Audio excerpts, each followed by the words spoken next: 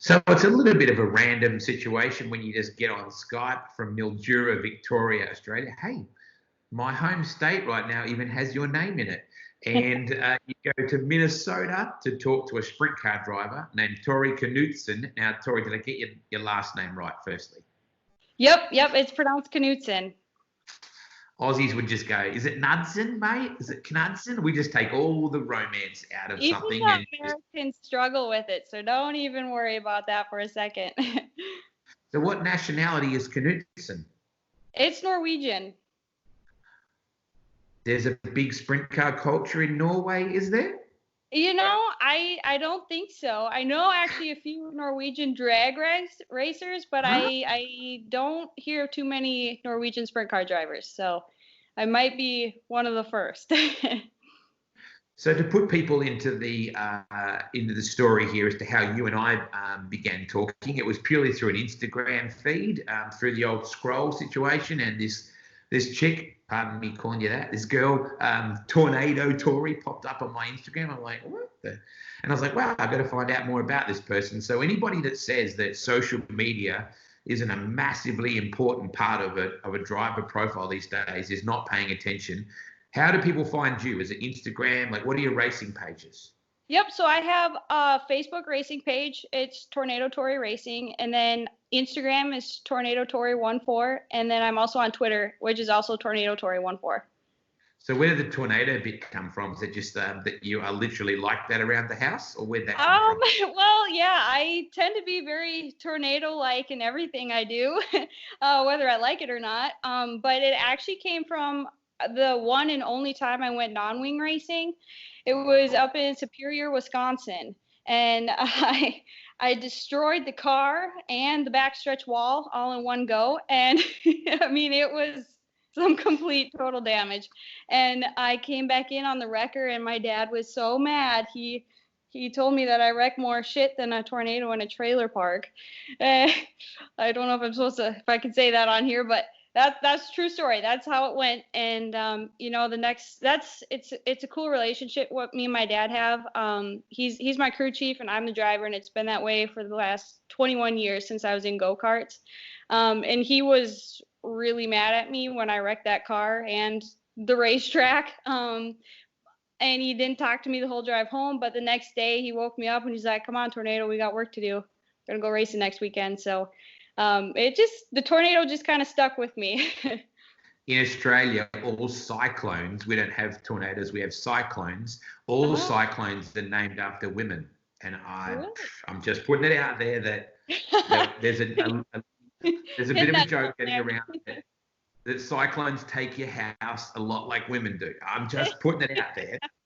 I mean, you're probably not wrong. I'll give you that one. So your dad used to race, right? Your dad started racing years ago. What did he race? Yep, he raced modifieds, and he basically just went to the local tracks around home here. There's actually a lot of fender racing up here. Maybe that's what the Norwegians are doing. I don't know. Maybe I've got it all wrong. But he did a lot of fender racing, just the local stuff, for fun as a hobby on the side. And but he did make the mistake of parking next to a sprint car team at Arlington, where we went every weekend. Which is where I started out in go-karts. And I saw the sprint car for the first time, and I said, "Dad, I want one of those." And I saw his eyes go big. I was like, "Oh man, this is a bad idea." And years down the road, I turned 16, and he's like, "Okay, like, do you still want a sprint car?" And I think he might have been hoping I was gonna say no, and like I changed my mind and all of a sudden wanted a modified. And I was like, "Yeah, let's get a sprint car." And so he sold his modified and kind of took a step back from his racing and really stepped up to help me and be my crew chief on the sprint car. And I mean, it's been history ever since. I've been in the sprint car this will be my 10th season. So. Wow. So it's kind of like, "Daddy, I want a pony." But it's like, "Daddy, I want 900 ponies." Yeah, a little bit. And I mean, I had to, because I work really hard to get my sponsorship, and obviously I get a lot of support from my family. But we kind of just, started out the very beginning stages, and thankfully my dad is an amazing mechanic and a phenomenal engine builder. So he was able to, I didn't really want it, but he was able to, keep me a step back and got me in a really good starter motor and not quite 900 ponies, but I wanted him. He wasn't going to give them to me when I was 15 years old though. So, yeah, that's we just kind of rolled with the punches, and thankfully we had opportunities that arose that were on our side, and here we are. So from all my Aussie friends, you're from Minnesota, which is what we regard as Tatnall territory, because that's Brooke Tatnall's home for most of the year with his lovely wife, Amy, and Emma and Garrett. And I've been to Flake, or Forest Lake, they call it Flake. It's a beautiful state. It is, what is it, like the land of 1,000 lakes or something like that? Isn't it known for its lakes? Yep. Yeah, we've got lakes all over the place. And I didn't realize how common that was until I was talking to somebody from out of state. And I told them, like, I was just going to go to the beach one day. And they're like, what do you mean you're just going to go to the beach? I was like, well, there's, thousands of them. What do you mean? Like, why is that so weird? I was like, we got to drive 3 hours to go to the beach. I was like, wow, that sucks. I can go to the beach just after work for, 20 minutes and then go get on with my day. And yeah, it's really cool. It's really a pretty part of the country up here, and I definitely try not to take it for granted, even with the long winters. So I guess this year we're all excited. We sort of spoke earlier this year, might have even been late last year, when we first started, the social media contact. And it's like, hey, I'm going to start running Knoxville this year. It's going to be really exciting. And you're all amped up. And suddenly there's this pandemic that comes out of nowhere. And you're like, you must have been thinking, really? Here I get, yeah. I'm going to race at the home of sprint car racing, and this happens. Yeah, no, this was absolutely terrible timing. I'm trying to just, sit back and do my part and making sure that I stay healthy and that everybody I come in contact with stays healthy, and just try and remind myself that everything happens for a reason, because a lot of this is out of a lot of people's control, whether we like it or not.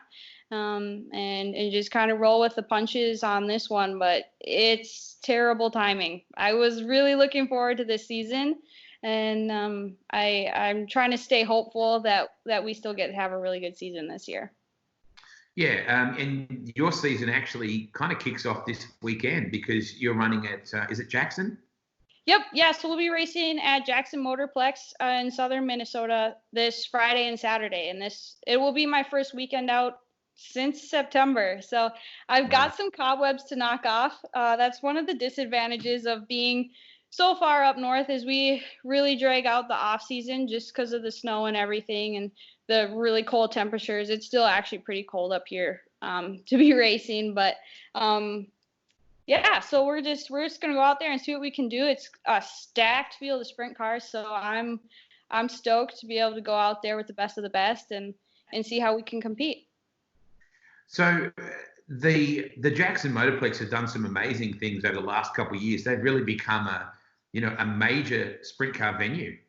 Yeah, it's an amazing facility. I love going there because the track officials, they know what they're doing.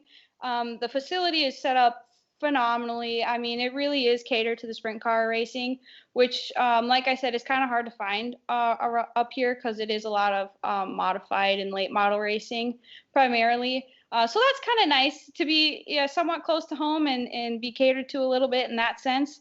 And then we've got the Jackson Nationals here in June, which is it's turned into a huge show. I mean, I remember when they called it the Jackson Nationals, but it was pretty much just a regular show with 20 cars, and now there's 70 plus cars showing up and a huge purse, and the stands are sold out. So it's been really cool to see that develop over the years, and I'm really excited to see how far it goes in the future.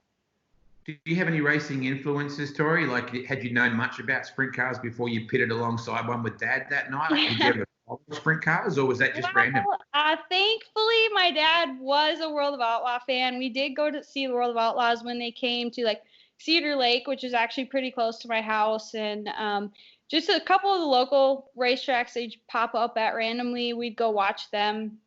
So I grew up watching Steve Kinzer and Donnie Schatz, Sammy Swindell, all the legends. And Yeah, I mean, I still look up to a lot of those guys too, and it's kind of surreal to be racing alongside a lot of them.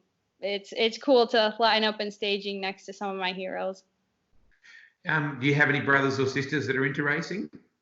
Yeah, I have a younger brother and a younger sister, and I both of them used to race go-karts, and I did actually race with my sister in the same class. That was talk about fighting like cats and dogs. My parents would have to drive separately to the track just so that we could be in separate vehicles leaving. We are both very competitive people, and naturally somebody had to win and somebody had to lose to the other. And I'd be damned if it was going to be me. She was the same way. um, yeah, no, I got to race with them for quite a while.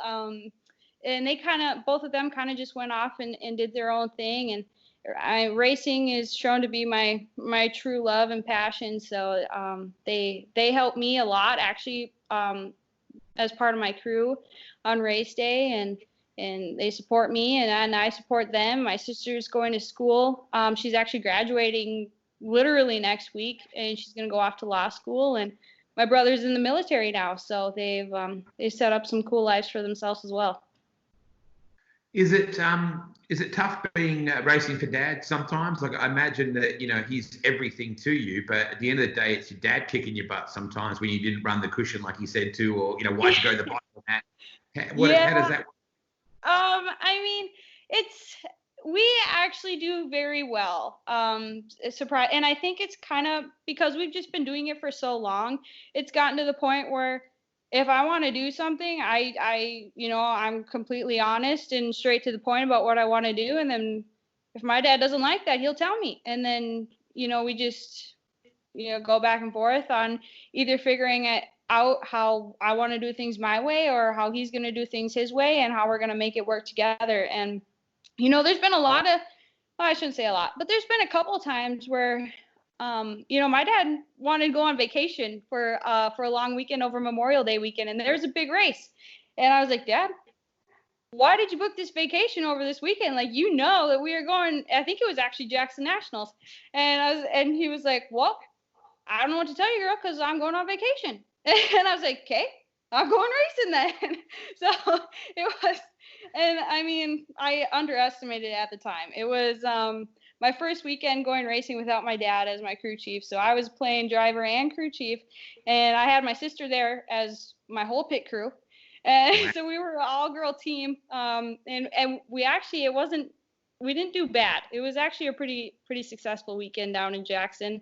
So that's kind of how that works. He tells me what he's going to do and what he wants and what's going to make him happy, and I tell him how I'm going to do what I want and what's going to make me happy and how it's going to work together. And most of the time we're pretty much on the same page because he loves racing just as much as I do, and he supports me fully, and I think we're pretty much on the same page of what goals we want to accomplish. So most of the time it's pretty easy. And now, over the years, it's gotten to a point where I can go racing without him. It's definitely not easy, and I really like it when he's there. It helps me out a ton just because that's what I'm used to. But as long as I have somebody to push me to staging, I can do everything on the car myself too. So. How long did it take before people stopped referring to you as the girl? Like, I imagine there was oh, that's the girl in that car, or you just got passed by the girl, or did you lap the girl? How long did it take before that got passed? To be honest, I still experience a lot of that, especially up here racing around home, just because the sprint car racing that people see up here is only sprint car specials, really. So it's kind of a once a year experience. So racing up here at home, I experience that a lot. But when we get down to Jackson and Knoxville, I'd say really last year, I noticed a difference of, because when you're walking through the pits in your fire suit, I kind of stand out like a sore thumb compared to you maybe like Donnie Schatz or Tony Stewart. I look a little different than those guys. So, but I noticed the difference of, instead of people saying, "Oh, there's that girl," it's, "Oh, there's Tori." So that was kind of cool to experience, and that was really last year when a lot of that started. I do notice as well that girl races, lady races, chick races, sprint car drivers, however you want to put this, have a lot of younger fans. Like, I would imagine that you have a really good little fan base of kids in particular and young girls that sort of want to be doing that sort of stuff. So I imagine that you're quite popular with the fans. Yeah, I try to be. I mean, we can't go racing without the support of the fans. The tracks, especially, just it can't support racing without revenue coming in from people that love the sport as much as we do. So, yeah, I try to always make time for the fans, and I try to be a spokesperson for, if you want it, go get it. Like, you go after your dreams, work hard. Like, it's is no matter how impossible something seems, there's always a way, as long as you're willing to go find it. So I try to really speak a lot about that, and especially to the girls who maybe are into something that a lot of girls aren't, and they don't really have a whole lot of people to look up to in that sense, or a whole lot of advice to take from somebody that's in their shoes. So I try to be there for people like that as much as I can. And yeah, it really just comes down to I wouldn't be here where I am right now with the opportunities in front of me that are sitting right there right now, if it wasn't for the random people that I came across that decided that they wanted to, take a chance and support me and give me advice. Because the racing world, there's all those little tips and little secrets that can make a big difference. And it's not always, you don't always get people sharing those. So I try to be really open and be somebody that people can look up to or come to for advice, because I wouldn't be here if people didn't do that for me. One of my friends is one of the most successful girl sprint car racers that Australia's ever had. Her name is Kelly Linigan. She doesn't race anymore, but she was a Parramatta Speedway, just a specialist. And Kelly would always say to me, "My race car doesn't know I'm a girl." When people would say, "Oh, you're a girl racer," or "You're a chick racer," she'd say, "Well, the race car doesn't have any idea that there's a girl driving it. It's just the media and the exposure." And I've always been big to push that. We call her the gas girl. So I've always made a point of difference, because I think it's good for fans to think that's cool that, that can happen. But has it been a help or a hindrance to you at times being a lady racer? I mean, there's definitely advantages and disadvantages, just like anybody. I mean, I think even the guy racers probably have that, the pros and cons of being just, a regular Joe. I a little bit opposite. I'm much more visible than a lot of the guys out there. I feel like there's a lot of eyes on me all the time, just because I do stick out. But sometimes, and I experienced this a lot more when I was younger, more in my rookie years, even 5 years into the sprint car gig, is people just don't really take me seriously like they would a guy. I can't count how many times people have asked me, they're like, "Well, like, how long you're going to do this? Like, are you going to settle down and get married and start a family?" And not that anything's wrong with that. I don't know how to, get across to them, like, this is my life. This is the life that I want to settle into. Whether you call that settling down or not, that's up to you, but this is what I want to do. And this is just the beginning for me. So it's kind of hard to get that into people's head, just because that isn't a norm for a lot of women my age. So that's a little bit of a con, but the high visibility can be really nice, especially for, like you said, social media and how important that is. And just you can't move forward if people don't know who you are. This is an industry where it's all in who you know and what kind of connections you have. So it's definitely been beneficial in that way. Have you ever been surprised by the advice that you've been given by perhaps drivers that you didn't necessarily rate as people or drivers before, or that, you know, some of the bigger names have come over and just said, hey, how you going with some things, or I noticed this? Has anything surprised you in the pits or at the track one day? Um, as far as it like advice wise, Yeah. um, not really, because I try and go into, especially race day, when I'm around all these big teams and, to be honest, even small teams, is kind of like a sponge, and I just try to absorb everything with an open mind. So I try not to. I don't know. I guess I haven't really been surprised by any any advice that I can think of off the top of my head. I'm not sure if you're watching The Last Dance at all. Like, we're all, you know, down here in Australia, we're big basketball fans as well. And The Last Dance about the Chicago Bulls. And there's an amazing little, it's only about 3 or 4 minutes in one of the episodes where Kobe, a young Kobe Bryant, talks about Michael Jordan taking him under his wing. And it's like, wow, like they were rivals. And Michael obviously had that respect for Kobe, even as a young player coming through. And he said, you need to call me. If you need anything, just call me. And I think that's what I love. And Brooke Tatnell is a great example of that, Tori. I've been friends with Brooke for a long, long time. And the amount of young kids I've seen him mentor or just walk away from his own car and say, hey, if you did this, this might help. So I'm often inspired by our and you see it when you crash or people crash, how many other teams are involved in repairing that car? That doesn't happen in any other form of sport. Yeah, no, it doesn't. And I think, especially in the sprint car racing, people have really come to realize that you kind of got to work together to make this whole big picture work. That everybody, whether we're competing against each other or not, we're all in the same boat trying to do the same thing. Yeah. And, on the track, racing is one thing, but, in the pits and even just going down the road with each other is a totally other thing. And it's really cool to see everybody work together and still be friends, even on the bad days of racing, when people get into each other or, heated arguments or stuff. It's, there's a lot of passion and a lot of emotions that go into racing. So it's cool to see it go full circle and see everybody work together. I'm getting the feeling you're a bit of a, oh, no, you didn't kind of girl. I'm getting the feeling that you're sort of, like you and your sister, it sounds like you used to get into it pretty hard. And I imagine you don't like to be pushed around now all these years later either.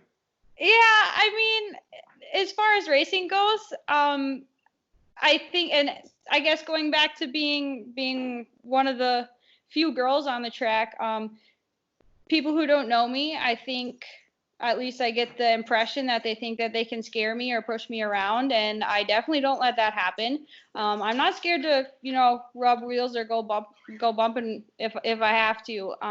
I take a lot of pride in being a clean racer, but I'm also going to stand my ground and race my race. So yeah, it's kind of a stand in your place on the battlefield kind of a thing out there.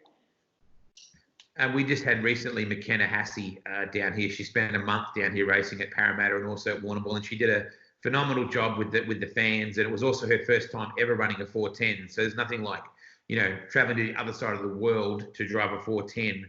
And McKenna's an amazing ambassador for, her youth programs, and she works as hard off the track as anybody I've ever seen. So McKenna understands the importance of that role model that you have to be one, whether you want to be or not, Tori. The reality is there's going to be people going to expect a certain something from you, whatever you do. Yep. Yeah. And that's exactly right. You can't, especially in the racing world, you can't get anywhere without just hard work and pure dedication. And I'm going to be honest with you, a lot of the days aren't that fun to go, the days leading up to going racing for 2 days straight and having a whole bunch of fun. These past 2 weeks, I'm gonna be honest with you, it's been a lot of hard work. I work a full-time job on top of racing too, and I come into work these past few days and they're like, Tori, did you sleep? Like, what you look really rough, girl. And I was like, yeah, I know, but there's stuff to do. Where's the Red Bull? So um, The yeah, NOS. You mean the NOS, Tori. I think you mean yeah, the the NOS. NOS. Yeah, the turbo. I do like the new turbo. I'm a big fan of that. Um, yeah, that it's a lot of hard work and a lot of long, sometimes painful days, and even on the bad days, you have to remember that there's people out there watching you and looking up to you, and honestly, there's people praying to have your bad days because their days are much worse. So that's Yeah. something that can be very easy to forget, but is really important to always remind yourself of. So you've got Jackson this weekend. It's still a fan isolation situation. There's no spectators. You've all got a rule about the distance you've got to stay apart in the pit area and all that good stuff. So we're still looking at whatever this current normal is, and then hopefully soon more tracks will soon be able to do that, provided it doesn't compromise everyone's health. Because at the end of the day, Tori, you and I both, our lives are racing, but the reality is racing isn't life. Our life is our families, it's our friends, it's people that we love in our life. A sprint car's cool, but it doesn't keep us alive. Yep. Yeah, exactly. I really hope everybody's out there staying safe and healthy, because I'm very excited to get behind the wheel of a sprint car again finally. But it's going to be really weird and probably really eerie feeling racing without fans. And I really hope that I get to see everybody that I've seen last year and years before, that make it a point to come see me at all these sprint car specials. I hope I get to see them again. And I hope everybody's staying safe and healthy so we can get back to it and live our normal fun lives. And the big picture of everything sucks that's going on outside of the world of racing, but you just gotta roll with the punches, I guess. The last couple of years, we've also had Harley White race down here in Australia, and she's been immensely popular with fans. Her story is just quite inspiring, and her parents, the bond that she has, with Charlie and Michelle, with her parents, is really pivotal as well. With all this, is Australia on your radar at all one day? Does everyone just say, "Oh yeah, I'd love to race in Australia," or is that something that you would consider? It's something that I put a lot of thought into, and being that it's a whole other country, it's takes a little bit more work and a little bit more thought put into how I'm going to get over there. But I will get over there. That is at the top of my to-do list. I want nothing more than to go race over in Australia. It's not a matter of if, it's a matter of when and how is really what it comes down to. But I am more than determined to make my way over there. I can't imagine why you'd want to get out of Minnesota in January to spend 100-degree days on the beach and at racetracks in Australia in the summer. Why would anyone want that?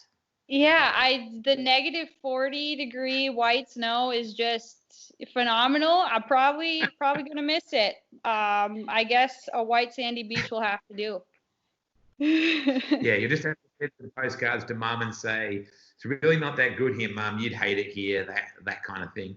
Yeah. Going to be looking forward to watching this weekend. I hope you kick some butt and I hope you're safe. It's really cool to finally us to be able to do this, Tori, and tell your story. And I'll be throwing up some examples of your socials, and so people can hopefully get around you and maybe buy a T-shirt even online. Do you do online T-shirt sales and things? So I don't have online shop set up yet. That is coming in the very near future. But I have limited sizes of T-shirts right now. We're kind of waiting until we can get racing before we do another order. But I do have some sizes left, and anybody who wants a T-shirt can just direct message my Facebook racing page, the Tornado Tori Racing on Facebook, and tell me what size they need, and I can get them a shirt.